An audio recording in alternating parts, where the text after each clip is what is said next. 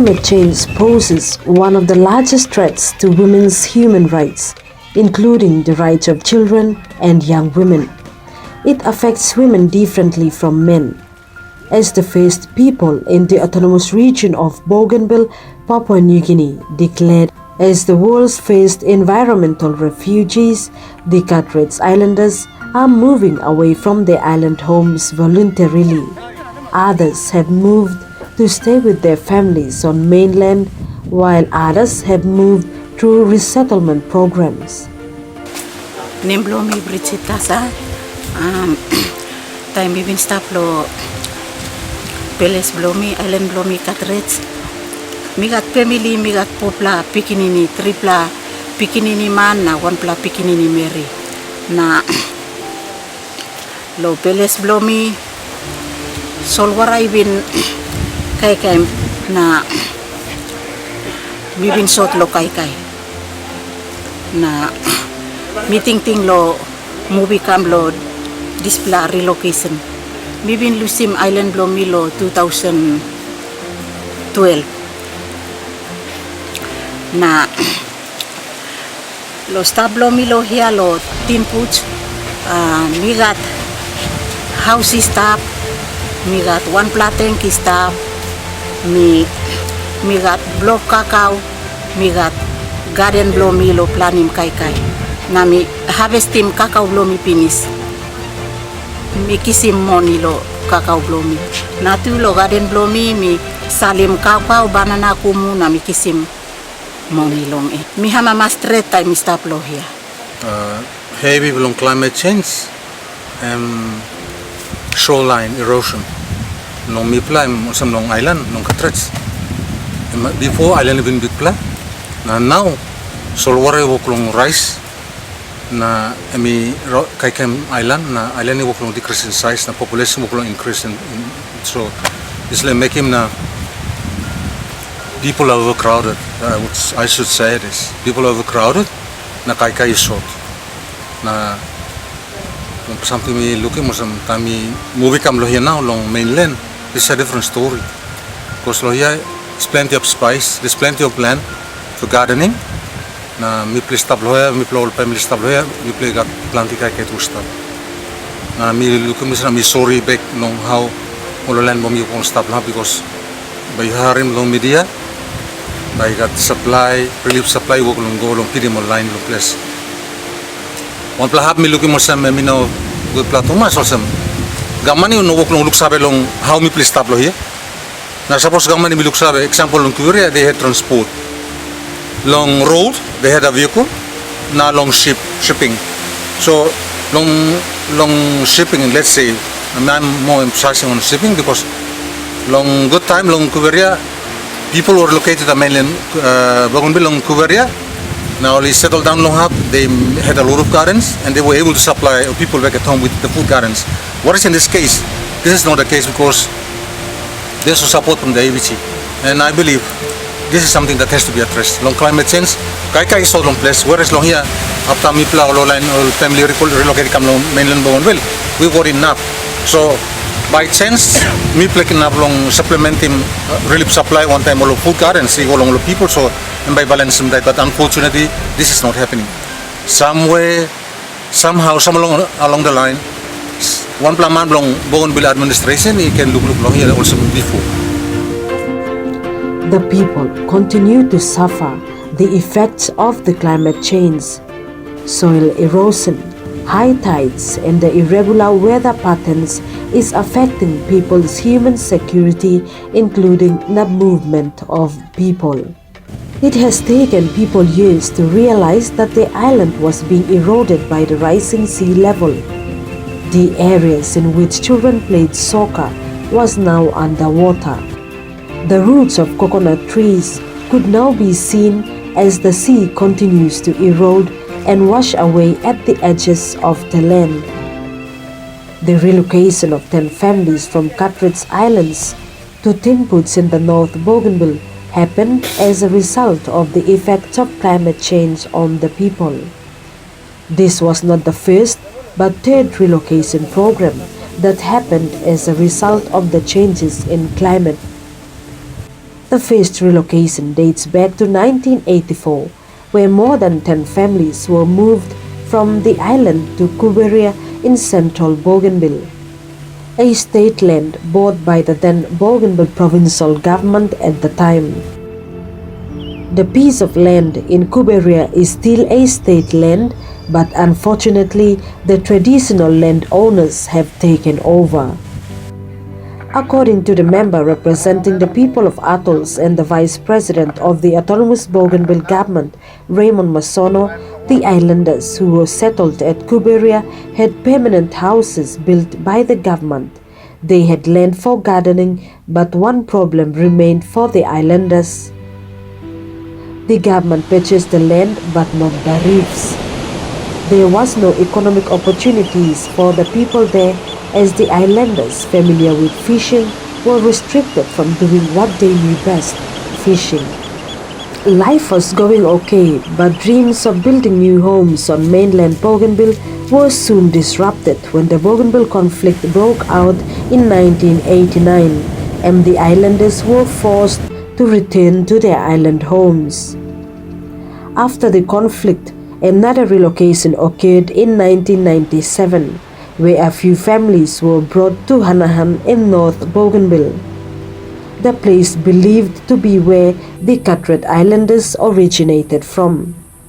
This particular relocation exercise was done in trying to get the islanders to trace their origins, but unfortunately did not last, as the Hanahan people were not so welcoming to the new settlers on their land. The islanders were seen as threats to land security, which regretfully led to the islanders being forced to leave Hanahan at the northern tip of Buka Island in North Bougainville. Again, the Bougainville government looked elsewhere to relocate the first set of climate refugees. This was now the third attempt in which the government chose Karula, another state land in North Bougainville. The plan was to move 40 families, but just as the relocation exercise began, a new government was formed that thought climate change was not a priority. With efforts to fast-track and continue the relocation program, chiefs and leaders of Carterets formed an organization called Tolele Pesa, which means sailing the waves on our own. Having little response from the government, Tolele Pesa spearheaded the fourth relocation exercise. This time, a piece of land at Tinputs owned by the Catholic Mission in North Bougainville was secured. Due to global warming and rising sea level, a lot of changes have happened. Coconut trees and gardening lands are now underwater. The islanders know they will one day have to leave the place they call home, but there are few strongly attached to the island and are reluctant to leave their island home. While the relocation program was proven successful in the Tinputs area, there are also risks that landowners will one day want their land back. This is one of the reasons some families have returned to the islands despite knowing the risk of climate crisis for their families and communities. Mulai isu mi orang lukem girang na suppose only launchim na osam gaman ito kosam o maggaman especially mission because mission located more families come here. Gaman want them mission only mas partnership na only working arrangement or relocating more people na people can sit down forever, but otherwise or something we won't for a long end because they got all the so-called land owners. They own this land. That time all missionaries come inside. I don't really know what arrangement the missionaries made with the local owners, so only give more something, but that was before. Whereas today, after the Bougainville crisis, and I believe the crisis taught people a lot of things. People are no longer stupid, people are no longer spiritual blind, that they cannot simply issue the land just away like this. This is very hard. So we believe one person may put long land registration and we put something through because me stop lo here want more families. We please stop on look up long Paris Council long Hilo Tinputs and hopefully long diocese long Bougainville, but me pour it through because landowners will be coming in and they will be telling us, you fish off, you haven't paid for the post of land, that's my land. You need to pay for these people and really settle down permanently over there. So I'm happy pour it through long and I'm pretty sure with the current generation today, they have a different thinking mindset. I'm happy me wukong pour it through long. Be blessing out me like making me walang gamat.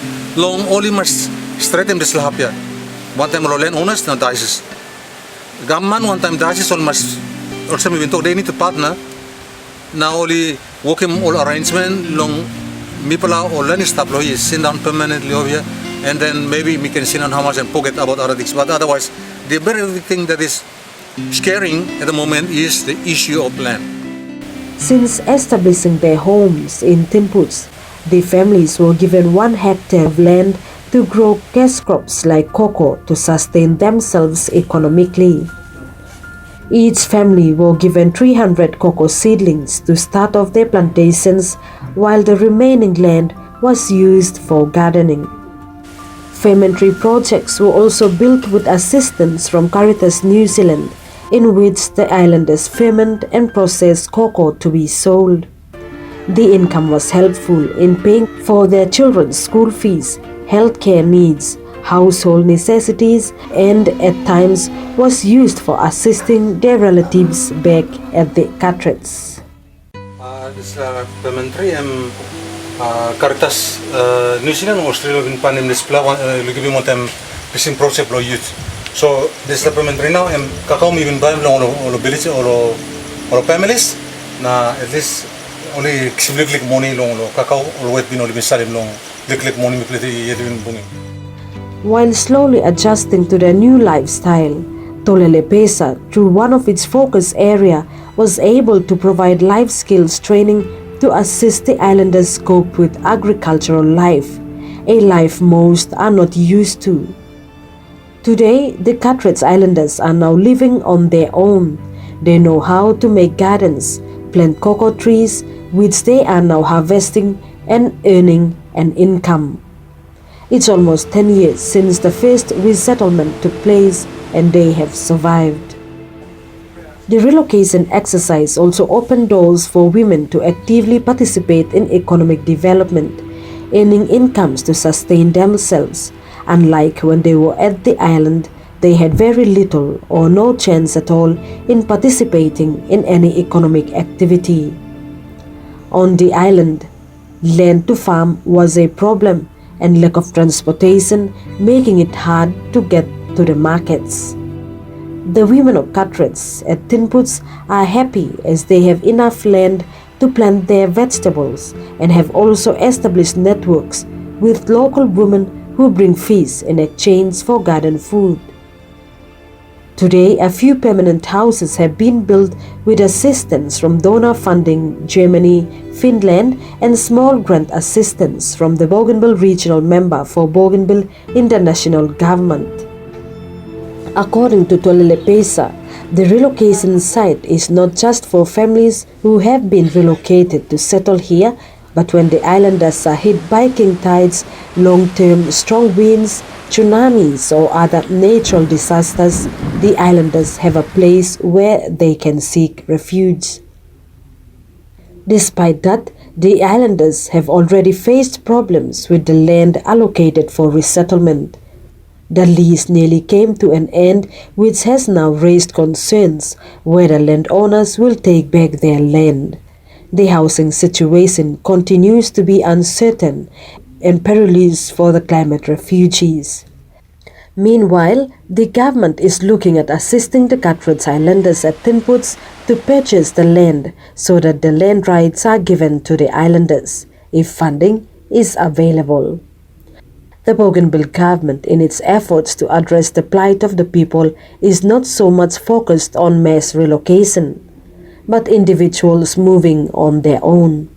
Many people are being forced to move because of overpopulation, lack of gardening land and economic opportunities, and to access better health care and education.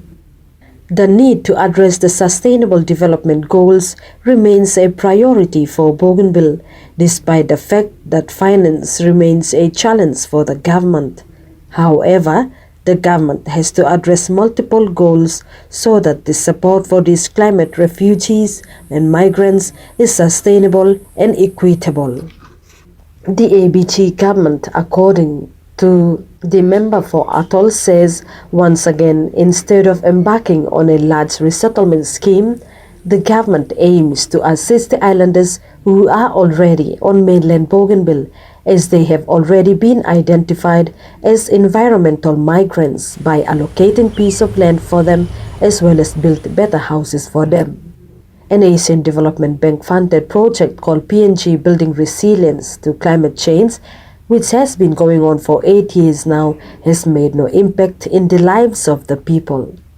So we want to help those people, first of all, by helping them to build better houses, to secure agreement with the host community, so that you have agreement so that they are not chased away as soon as they have disputes over that piece of land. So that's our priority now. Our problem is funding. There is this Asian Development Bank funded project called the PNG Building Resilience to Climate Change. It's been on for about 8 years now, but Bougainville is one of the 5 provinces that must benefit from this project. So far we have not received any toya of that funding.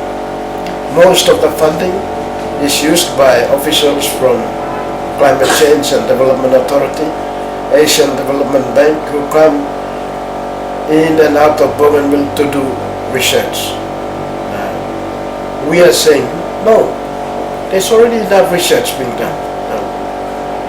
If you're looking for people who are suffering from effects of climate change, we have people that are already suffering that needs to be assisted.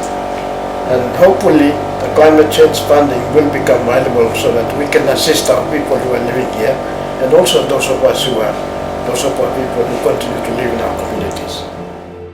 As one of the 5 provinces in PNG to benefit from this project, unfortunately, the people of Carterets are denied any assistance coming from this program.